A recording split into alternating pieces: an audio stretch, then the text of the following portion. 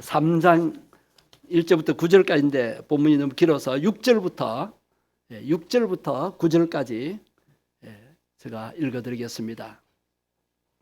빌립보서 3장 6절부터 9절까지 읽어드리겠습니다. 열심으로는 교회를 박해하고 율법의 의로는 흠이 없는 자라. 그러나 무엇이든지 내게 유익하던 것을 내가 그리스도를 위하여 다 해로 여길 뿐더러 또한 모든 것을 해로 여김은 내 주 그리스도 예수를 아는 지식이 가장 고상하기 때문이라. 내가 그를 위하여 모든 것을 잃어버리고 배설물로 여김은 그리스도를 얻고 그 안에서 발견되려 함이니 내가 가진 너는 율법에서 난 것이 아니요 오직 그리스도를 믿음으로 말미암은 것이니 곧 믿음으로 하나님께로부터 난 의라. 아멘. 어느 초등학교 교사 선생님에게서 들은 이야기입니다. 자기 반에서 종종 돈이 없어지는 사고가 발생했습니다. 나중에 그 돈을 훔친 학생이 누구인지를 알게 되었습니다. 그 학생은 부모로부터 버림을 받고 할머니와 함께 어렵게 생활을 하고 있었습니다. 그래서 혹시 상처받을까 봐 조용히 상담실로 불러서 왜 그랬니? 그러면 안 되잖아 라고 타일렀습니다. 그런데 이 학생이 하는 말이 선생님, 한 달 용돈만 몇십만 원씩 쓰는 부잣집 아이들 용돈 좀 가졌다고 그게 죄가 되나요? 좀 나누어 쓰면 안 되나요? 죄책감을 가지고 반성하기는커녕 오히려 당당했습니다. 이전 같았으면 남의 물건을 훔치는 것은 도둑질이고 분명히 나쁘다고 여겼습니다. 그런데 요즘 아이들 가운데는 그 자체를 죄악시 여기지 않는 경향이 있습니다. 요즘에는 재미삼아서 심지어 자기 능력을 과시하기 위해서 문방구나 편의점에 들어가서 물건을 훔치는 아이들도 많다고 합니다.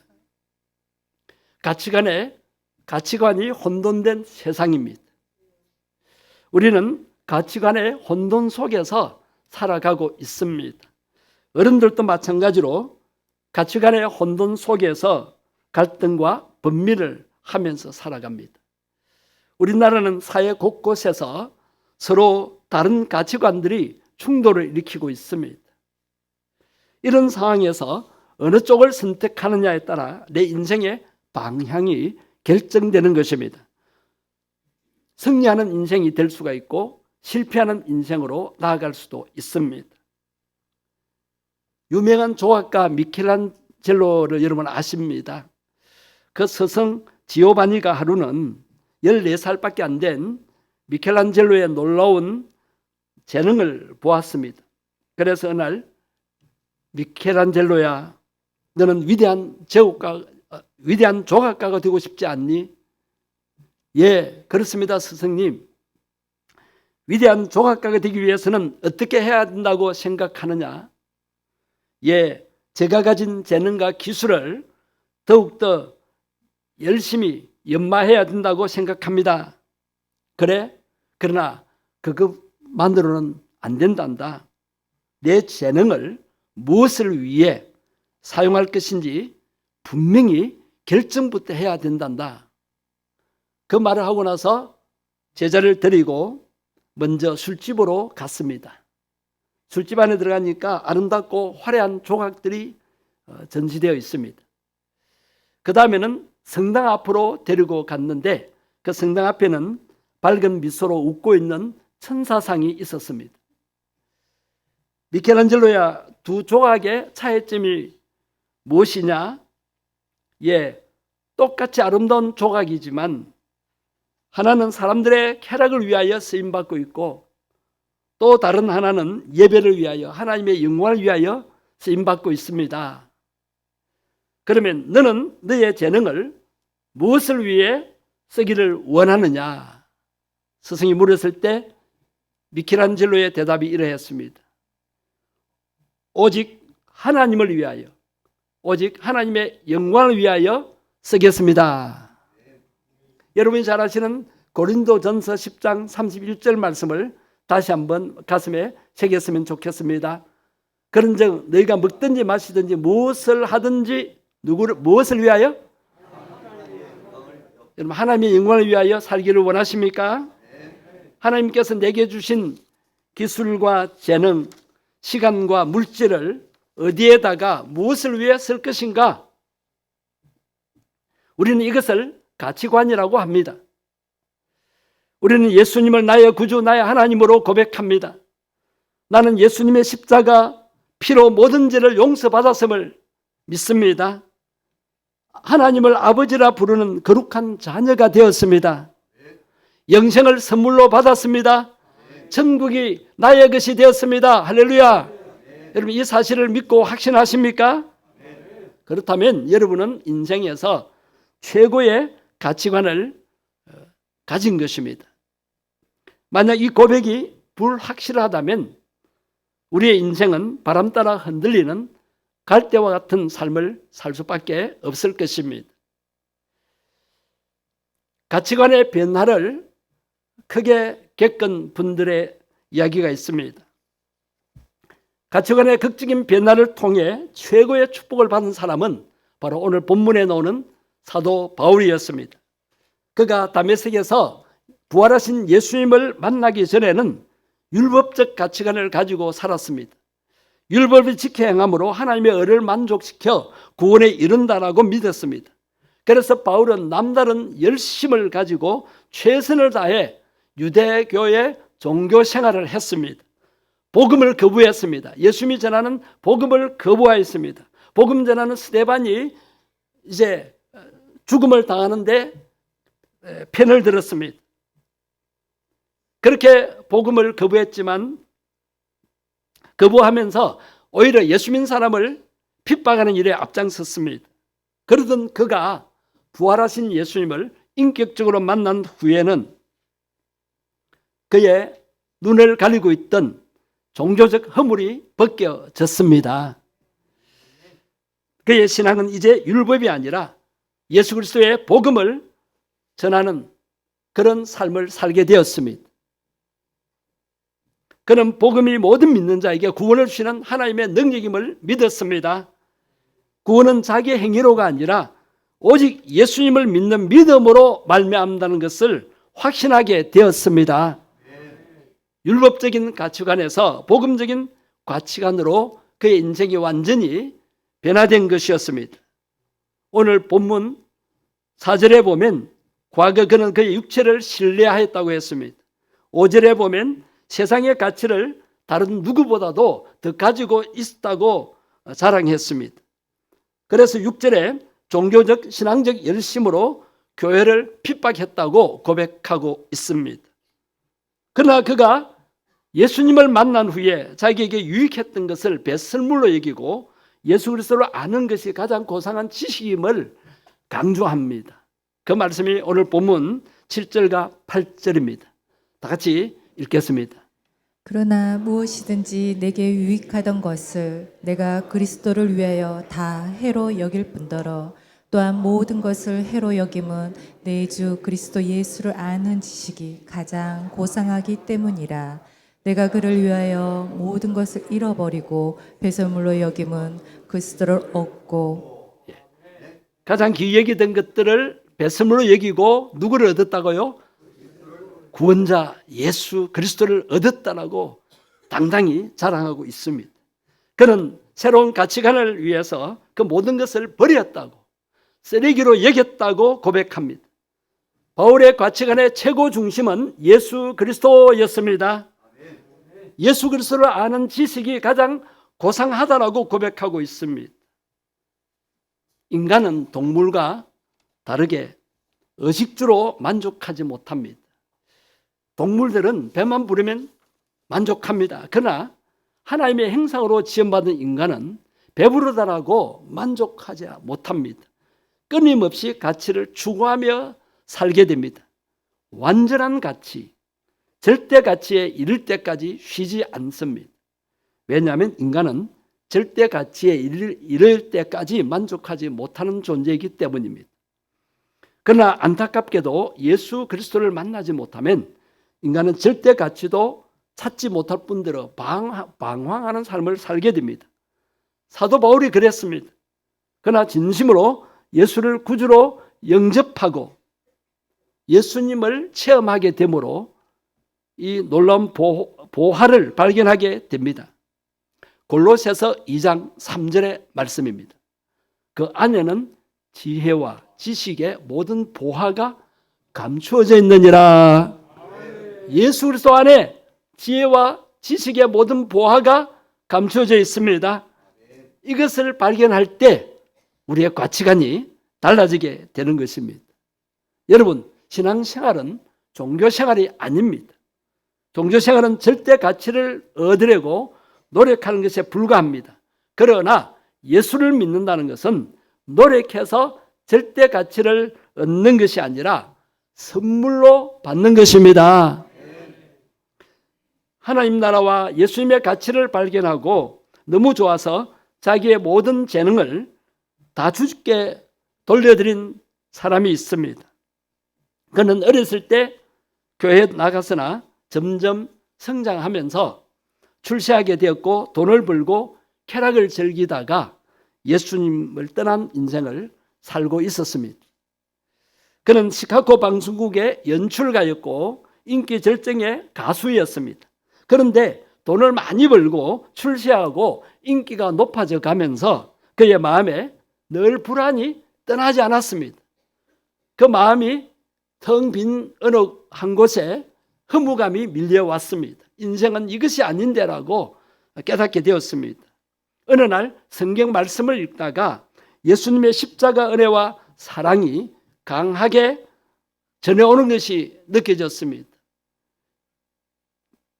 주님의 십자가 그 사랑이 너무 진하게 되살아났습니다. 그 후에 어느 집회에 참석하게 되었는데 그 집회 시간에 성령의 감동으로 그의 삶을 온전히 주님께 드리게 되었습니다. 집에 들어왔는데 방송국에서 한 통의 전화가 왔습니다.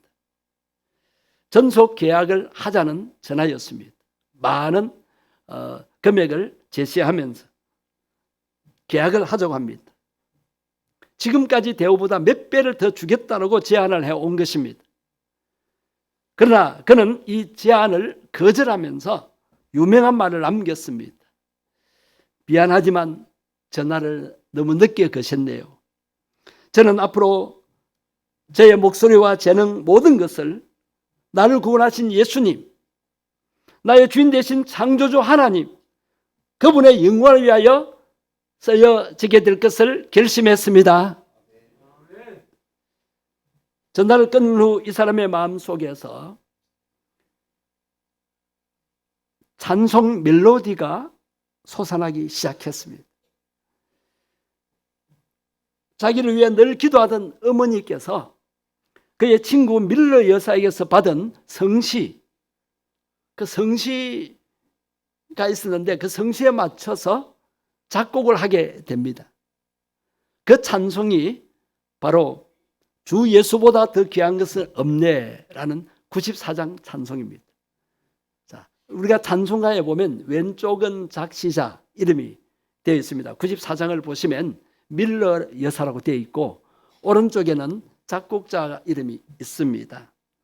그 사람이 바로 누구냐면 빌리 그레임 목사님과 평생을 동역한 조지 B. 쉐아입니다. 쉐아. 신학의 최고 성도인 바울 사도의 가치관이 어땠습니까? 예수 그리스도가 보배인 것을 발견하고 그가 귀히 여겼던 모든 것들을 배설물로 여기며 포기했다는 것입니다. 그렇게 소중히 여기던 것들이 하나님과 관계없을 때 헛된 것임을 깨달으면서 그에게 천국이 열리게 되었던 것입니다. 그래서 사도 바울은 삼층천까지 갔다고 온 경험을 간증하고 있지 않습니까? 그리고 그가 예수님 때문에 매를 맞고 감옥에 들어가서도 그곳에서도 천국의 기쁨과 평안을 누리고 있다라고 성경에서 고백하고 있습니다. 이처럼 가치가 변하면 모든 것이 변하는 것입니다. 더 이상 이 세상에서 방황하지 말고 절대 가치인 예수 그리스도로 만족하고 승리하는 삶을 살 수 있어야 되겠습니다. 구약의 최고 성도인 모세의 가치관을 한번 보세요. 히브리서 11장 24절에서 26절 말씀인데 우리가 잘 아는 말씀이지만 천천히 내용을 음미하면서 같이 읽어보시겠습니다. 믿음으로 모세는 장성하여 바로의 공주의 아들이라 칭함을 받기를 거절하고 도리어 하나님의 백성과 함께 고난받기를 잠시 죄악의 낙을 누리는 것보다 더 좋아하고 그리스도를 위하여 받는 수모를 애굽의 모든 보화보다 더 큰 재물로 여겼으니 이는 상 주심을 바라봄이라. 이 말씀에 아멘 할 수 있습니까? 아멘 됩니까? 세상 사람들이 최고로 여기는 것들을 선택하지 않고 오히려 고난받는 길, 하나님의 백성들과 함께 고난받는 것, 그리스도 때문에 능력받는 길을 택하는 이 모세가 정상으로 보입니까? 바보로 보이지요? 모세는 왜 이렇게 선택했을까요? 끝부분을 보십시오. 세상의 보화보다 그리스도를 위하여 헌신하는 것을 더 큰 보화로 여겼다. 더 큰 재물로 여겼다 그랬습니다. 세상 것 포기할 때 하나님이 주시는 재물, 축복, 상급이 훨씬 크고 좋다는 것입니다. 이것을 체험할 때 우리 신앙생활이 재미가 있는 것입니다.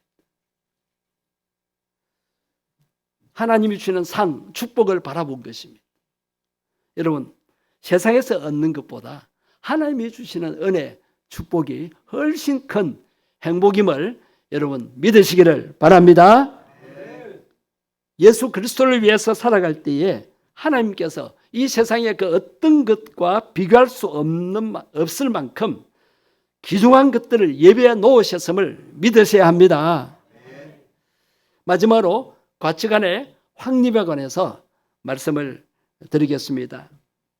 먼저 나의 가치는 얼마나 될까요? 여러분 생각해 보세요. 나 자신의 가치가 얼마나 될까요? 자신의 존재 가치에 대해서 궁금해하는 제자에게 스승이 보석을 주면서 그 값을 알아보라고 했습니다. 제자는 먼저 야채 가게에 들러서 이 보석을 들으면 제게 무엇을 주시겠습니까? 라고 물었더니 주인이 하는 말이 배추 2포기를 주겠네 라고 했습니다. 이번에는 대장간으로 갔습니다. 대장장이는 평소 보석에 관심이 많았기 때문에 꽤 많은 돈을 주겠다고 제의했지만 제자는 거절하고 한 보석상으로 갔습니다. 보석을 유심히 살펴본 보석상 주인은 놀라움을 금치 못하며 이 보석은 돈으로 계산할 수 없는 엄청난 가치를 지니고 있습니다 라고 말했습니다. 제자는 이 말을 듣고 스승에게 돌아와서 자초지종을 설명했더니 스승이 이렇게 말했습니다. 사람은 자신을 하찮은 배추 2포기에 팔아 넘길 수도 있고 얼마만큼의 돈을 받고 팔아 넘길 수도 있다. 하지만 원한다면 돈으로 따질 수 없을 만큼 고귀한 존재로 자신을 만들 수도 있는 것이다. 그 모든 것은 자신이 어떻게 생각하고 행동하느냐에 달려 있다라고 교훈을 해 주었다고 합니다. 꽃을 싫어하는 사람은 아무도 없을 것입니다. 여러분, 꽃은 싱싱할 때 가치가 있고 향기도 절정에 이르게 되죠. 음식도 그 맛으로 가치가 인정됩니다. 아무리 좋은 재료로 만들었더라도 맛이 없으면 가치가 떨어지는 것입니다.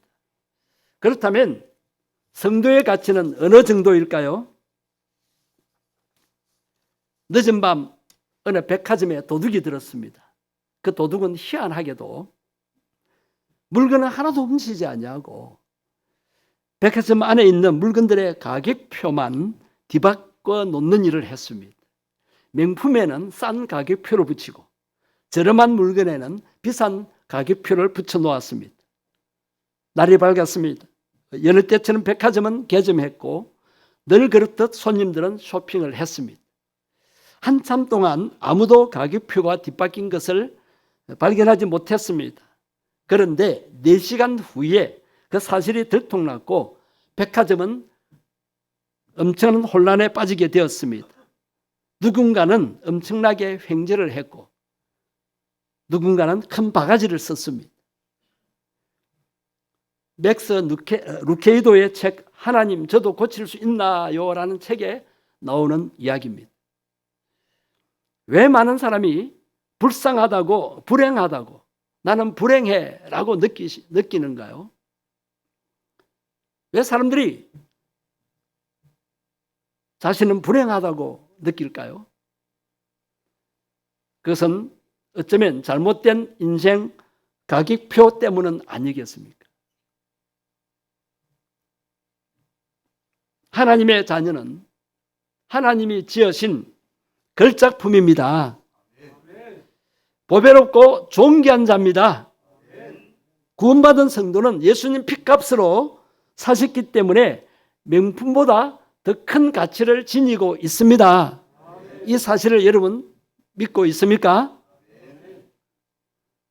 우리 성도는 보배 중에 보배인 예수님을 소유했기 때문에 정말 보배롭고 존귀한 자입니다. 이 사실을 믿으시고 확신하시기를 바랍니다. 고린도후서 4장 7절 말씀을 한번 보십시오. 이 보배를 어디에 가졌다고요? 질그릇에. 우리 인간은 질그릇과 같이 연약해서 깨어지기 쉬운 존재고 또 어떻게 보면 볼품없는 존재일 수도 있습니다. 좋은 그릇들이 많은데 금그릇, 은그릇이 많은데 질그릇이다. 왜 이렇게 표현했을까요? 많은 사람들이 나는 질그릇이야. 볼품이 없어. 나는 가치가 없어. 그렇게 얘기할 수 있기 때문입니다. 그런데 이 질그릇에 뭐가 담겨 있습니까? 질그릇에 무엇이 담겨 있어요? 보배가 담겨 있어요. 보배 중에 보배가 누굽니까? 예수님이심을 믿습니까? 여러분 마음속에 예수 그리스도가 계십니까? 그분을 주인으로 모시고 살 때에 우리 질그릇은 빛이 나는 귀하게 쓰임받는 존귀한 그릇이 되는 것입니다. 예수 그리스도 안에서 성도의 위치를 굳게 지킬 때 성도의 가치가 빛나게 됩니다. 신앙인의 가치를 정원에서 아름답게 피어오르는 꽃과 같다고 생각할 수 있습니다. 성도가 성도로서의 위치를 벗어나면 가치가 폭락하고 맙니다. 있어야 할 곳에 있어야 가치를 높일 수가 있는 것입니다. 마태복음 5장 13절을 보십시오. 너희는 세상에 뭐라고 했어요? 자, 소금의 가치가 어디에 있습니까? 맛을 내는 데 있습니다. 만일 소금이 그 맛을 잃어버리면 어떻게 됩니까? 아무 맛을 못 내요. 그러니까 밖에 버려져서 사람들에게 짓밟힐 뿐이라고 했습니다. 여러분 성도입니까? 성도는 거룩한 물입니다. 구원받은 특별히 구별된 하나님의 백성입니다.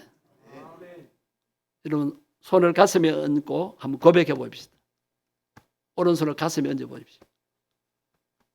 나는 이 중에 다 따라해보세요. 나는 성도다.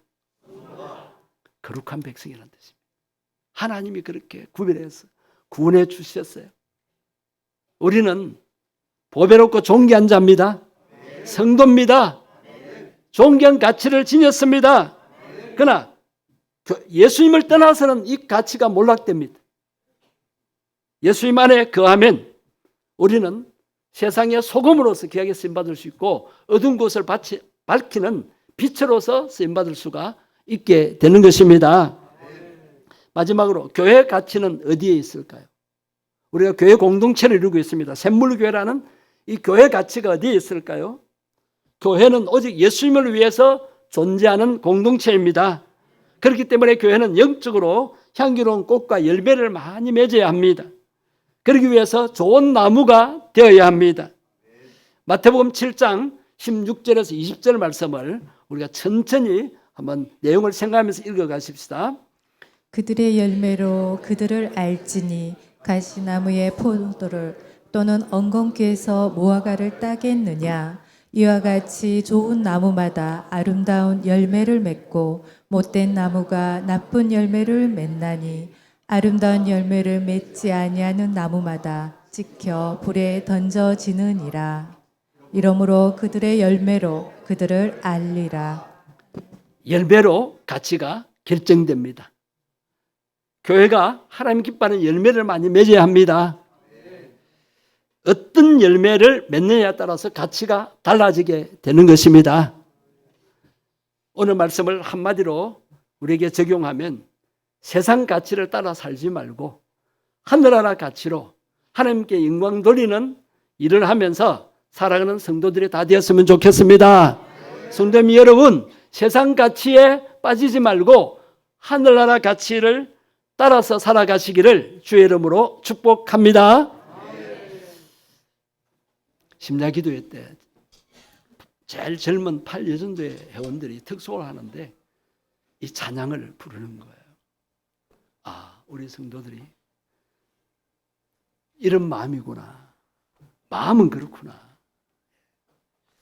그때 제가 참 많은 것을 깨달았습니다. 우리가 처음 예수 믿을 때 이 찬송 부르면서 얼마나 감동이 되고 눈물을 흘렸습니까? 그런데 오늘날 부르니까 어떻습니까? 잘 아는 곡인데 마음에 와 닿습니까? 8년 회원들처럼 마음에 와 닿았으면 좋겠습니다. 오늘 가치관에 관한 말씀을 나누었습니다. 정말 가치 있는 삶 살고 싶어요, 주님. 가치관이 혼돈된 세상입니다. 자기 욕심, 자기 살기 위해서 남을 죽이고 내가 올라서기 위해서 남을 짓밟고 남을 속이고 남을 고통 주고 내가 편하기 위해서 우리의 가치관이 변화되었습니다. 확립해야 합니다. 가치관을 확립해야 됩니다. 나는 정말 가치 있는 존재입니다. 아무렇게나 살 자가 아닙니다. 세상 속에 빠져 살 자가 아닙니다. 마귀의 유혹에 빠져 살 자가 아닙니다. 나를 구원하신 예수 그리스도를 나타내는 삶, 소금이 되고 빛의 사명을 감당하는 삶을 살게 해달라고, 우리 교회가 하나님 기뻐하는 열매와 아름다운 꽃을 피우게 해달라고 주의 이름 만부고 통성으로 기도하시겠습니다. 주여, 주님 가치 있는 삶에 대한 말씀을 나누고 기도하게 하시니 감사합니다. 가치관이 혼돈된 세상에서 살아갑니다. 그저 물결 흘러가는 대로 되는 대로 바람 부는 대로 살기가 쉽습니다. 마귀가 유혹하는 대로 세상 욕심 따라 살기가 쉽습니다. 그러나 이 땅의 삶이 다가 아닙니다. 하나님이 우리를 구원하시고 택하여 불러주신 데는 목적이 있습니다. 질그릇 같은 이 볼품없는 존재에 보배로우신 예수님을 소유하였습니다. 예수님 가신 것을 가기를 원합니다. 예수님 마음을 나타내기를 원합니다. 주여, 세상 가치관에 빠져 살지 않게 하시고 하늘나라 가치를 가지고 살게 해 주옵소서. 하나님께 영광이 되고 다른 사람에게 유익이 되는 삶을 살기를 원합니다. 주여, 왜 편안한 삶을 내버리고 많은 수입을 마다하지 않고 왜 복음의 길을 갑니까? 주님, 똑똑한 의사들, 똑똑한 판사들이 주님이여 왜 선교사로 갑니까? 아버지, 우리 가치관이 변화되게 해 주옵소서. 하나라 가치를 확립하며 살게 해 주옵소서. 우리 주변에 수입이 많고 또 존경받는 그런 전문 직장인들이 전문직을 버리고 선교사로 가는 모습들을 보게 됩니다. 유명한 의사가 저 아프리카에 죽어가는 환자들을 살리기 위해서 모든 것 다 배설물로 여기고 선교사로 나가는 모습을 보게 됩니다. 우리의 가치관이 변화되어지고 우리의 가치관이 새롭게 확립되게 해 주옵소서. 내 삶의 최고의 가치가 보배 중에 보배이신 예수님이 되게 해 주옵소서. 예수님 말씀대로 순종하며 사는 은혜를 주시옵소서. 내가 성도라는 자부심을 가지고 성도답게 살게 해 주옵소서. 우리 샘물교회가 하나님이 기뻐하는 꽃과 열매를 많이 맺게 해 주옵소서. 우리를 구원하러 오신 주 예수님 이름으로 기도드립니다. 아멘.